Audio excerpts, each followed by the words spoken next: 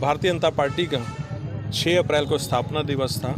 हमने अपने 42वें स्थापना दिवस को बड़े धूमधाम से मनाया और संगठन का जैसा निर्देश है कि 6 अप्रैल से लेकर 14 अप्रैल तक माननीय बाबा साहब अम्बेडकर जी की जयंती तक हमने सेवा सप्ताह मना रहे हैं। इसके दौरान हम आम लोगों के बीच में जा रहे हैं।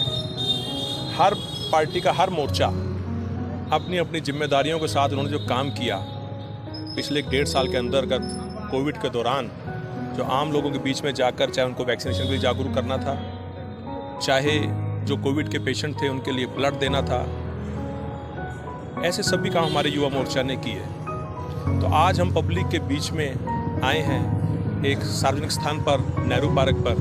तो जो हमने अपने काम किए और जो लोगों की हमसे अपेक्षाएं थीं वो हम लोगों के बीच में लेकर आए हैं। और अभी भी कोविड की गाइडलाइंस के मुताबिक 2 गज की दूरी, मास्क, ये तो दूर हो गया, लेकिन हम लोग स्वस्थ रहें उसके लिए हमने 60 साल से ऊपर के लिए पहले बूस्टर डोज दी थी। उन सभी बुजुर्गों तक हम लोग जा रहे हैं कि जिन्होंने बूस्टर डोज नहीं ली वो बूस्टर डोज लगवा लें। और 18 से 50 साल तक जो हमारे बाकी अन्य साथी हैं उनके लिए भी हमने बूस्टर डोज अब अलाउ कर दी है। उन सबको जागरूक करने का भारतीय जनता पार्टी युवा मोर्चा काम कर रही है।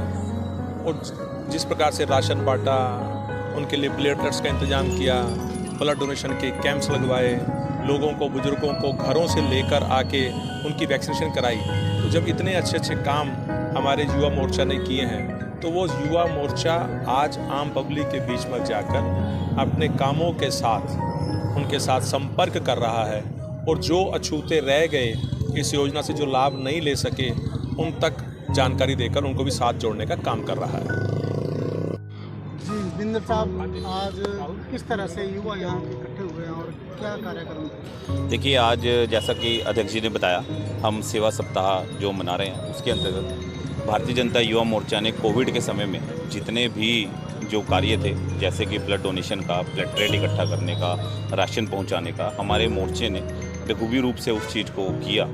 और अब हमें एक जो पार्टी की तरफ से हमें कार्य मिला था कि जो ये बूस्टर डोज, जैसा कि अध्यक्ष जी ने भी बताया, बूस्टर जो 60 साल से प्लस वालों को लग रही थी, अब 18 से 50 वर्ष तक के जो लोग हैं जिन्हें बूस्टर डोज नहीं लगी है, हम उन लोगों से भी एक मैसेज दे के अपने इन कैंप्स को लगवा के हम एक मैसेज पहुंचा रहे हैं कि वो लोग भी बूस्टर डोज लें। उसमें हम लोग, आप लोग सब शामिल हैं। और जो बच्चे हैं, बच्चों कोई भी जो वैक्सीन है वो भी बड़ी तेज़ी से, और उसमें जो 14 साल से ऊपर के हमारे बच्चे हैं उन्होंने बड़े जल्दी से वैक्सीन को ली है। तो एक उसके लिए भी हम मैसेज देने के लिए भारतीय जनता युवा मोर्चा जिला यमुनानगर की समस्त टीम ने, जिसमें हमारे जो यहाँ के यमुनानगर के जो हमारे युवा मोर्चा के साथी हैं, जो हमारे पदाधिकारी हैं, हमने एक कैंपेनिंग ये यहाँ से शुरुआत की है। और आने वाले समय में भी हम इसको जारी रखेंगे कि बूस्टर डोज के लिए और जो बच्चों को डोज लगनी है, ज़्यादा से ज़्यादा हमारे जो साथी हैं वो इसको लें। और मैसेज जो यही रहेगा हमारा कि जो मुश्किल समय आता है, उस मुश्किल समय में हम सब लोगों की और ख़ास तौर पे युवा साथियों की ये जिम्मेवारी बनती है कि वो समाज में जाएं और अपने सहयोग से समाज को कहीं ना कहीं फ़ायदा पहुँचाएं। जैसा कि आपने नशे वाली बात कही, हमारे मोर्चे के माध्यम से भी और हमेशा हमारा यही मैसेज रहता है कि ज़्यादा से ज़्यादा युवा अपनी जो एनर्जी को है वो पॉजिटिव कामों में लगाए। चाहे हमारा भारतीय जनता पार्टी युवा मोर्चा हो गया, हमारा राष्ट्रीय स्वयंसेवक संघ के कार्य हो गए, वो कार्य भी ज़्यादातर इसी चीज़ के लिए प्रोत्साहित कर रहे हैं। और रही बात नशे की, हमारा प्रशासनिक तौर पे भी आप सब लोगों के ज्ञान में है ही है कि अभी हमारे ज़िले में जो पिछले कुछ दिनों में ये चीज़ें बढ़ी थी, अब प्रशासन ने उन चीज़ों पे समाज के सहयोग से, इसमें हमारे साथी कई लोग, हमारे NGOs और हम सब लोग भी प्रशासन का सहयोग कर रहे हैं कि जो जो ये नशा है, नशा को बेचने का जो कार्य करते हैं, समाज भी उनकी धरपकड़ करवा रहा है। और इस वजह से हमारे ज़िले में कहीं ना कहीं ये जो ग्राफ था नशे वाला वो थोड़ा नीचे गया, और हम इसको बिल्कुल जड़ तक ख़त्म करके ही हम दम लेंगे इस चीज़। और करोड़ों कार्यकर्ताओं की मजबूत संगठन शक्ति है जो भारत पर आने वाले हर चुनौती से निपटना जानते हैं और देश के अंतिम व्यक्ति तक विकास की धारा पहुंचे, इसके लेकर संकल्पित है। पूरे विश्व में तबाही मचाने वाली कोरोना महामारी जब भारत में दस्तक दे रही थी, तो एक तरफ जहां प्रधानमंत्री श्री नरेंद्र मोदी कोरोना महामारी से बचाव के लिए आगे बढ़कर देश का नेतृत्व कर रहे थे, तो वहीं दूसरी दूसरी तरफ भाजपा के करोड़ों कार्यकर्ताओं की संगठन शक्ति भाजपा अध्यक्ष श्री जगत प्रकाश नड्डा रास्ते पर चलते हुए लोगों की सेवा में जुट गई। राष्ट्रीय अध्यक्ष श्री जगत प्रकाश नड्डा जी देश के कोने कोने तक भाजपा कार्यकर्ताओं को कोरोना नियमों का पालन करते हुए लोगों की सेवा के लिए आगे आने का आह्वान किया और कोरोना काल में गरीबों और जरूरत जान को जोखिम में डालकर करोड़ों लोगों की सेवा में लगा तो भारतीय जनता पार्टी का कार्यकर्ता लगा। सेवा ही संगठन के अंतर्गत 22 करोड़ 18 लाख जरूरतमंदों को भोजन के पैकेट वितरित किए गए। 7 करोड़ से अधिक जरूरतमंदों को फेस मास्क बांटे गए। 5 करोड़ 31 लाख राशन किट का वितरण श्रमिकों और गरीबों व जरूरतमंदों को किया गया। नदी व तालाब की साफ सफाई अभियान चलाया गया। लगभग 50,000 स्थानों पर सिंगल यूज प्लास्टिक का इस्तेमाल नहीं करने का जागरूकता अभियान चलाया गया। कोरोना महामारी से प्रभावित शिल्पकार एवं कारीगरों के प्रोत्साहन के लिए भी 5,438 कार्यक्रमों का आयोजन किया गया।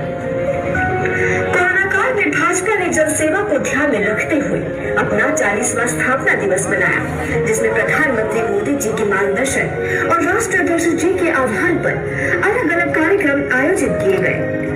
वहीं पार्टी कार्यकर्ताओं ने अपने राष्ट्रीय अध्यक्ष जी के आह्वान पर विश्व सेवा के लिए पीएम केयर फंड में बढ़ चढ़कर अंशदान दिया।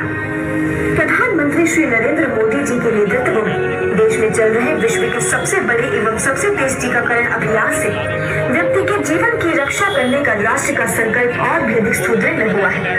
टीकाकरण अभियान से जहाँ हर व्यक्ति के स्वास्थ्य एवं जीवन की रक्षा सुनिश्चित हो रही है,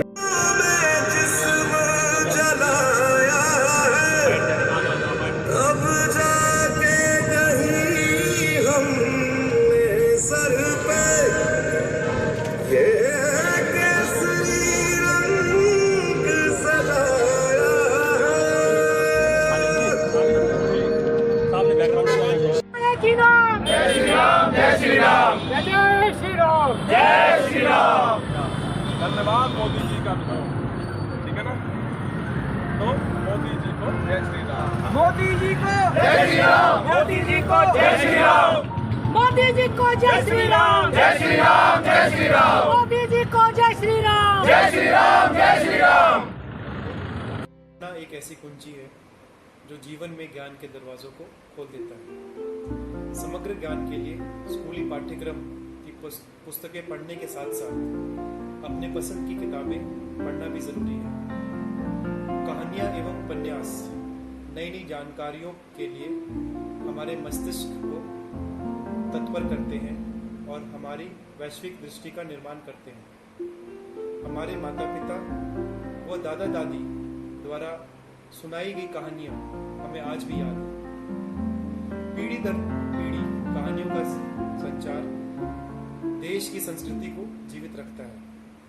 कहानियाँ हमें शिक्षा प्रदान करती हैं, हमारा पालन करती हैं और हमें एक दिशा प्रदान करती हैं। इस बात को ध्यान में रखते हुए मैं अपने जिले के सभी स्कूल जाने वाले बच्चों में पढ़ने की आदत बढ़ाने के लिए एक रीडिंग चैलेंज कार्यक्रम चलाना चाहता हूँ।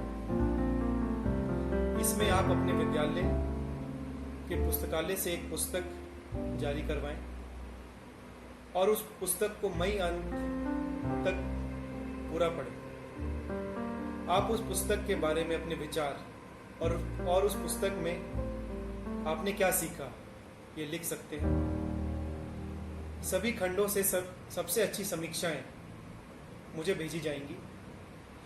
मैं उनमें से सर्वश्रेष्ठ समीक्षाओं को चुनूंगा और उन बच्चों से व्यक्तिगत तरीके से संवाद करना चाहूँगा। तो बच्चों, मुझे उम्मीद है कि आप इस रीडिंग चैलेंज को स्वीकार करेंगे और इसमें बढ़ चढ़कर हिस्सा लेंगे। धन्यवाद। जय हिंद।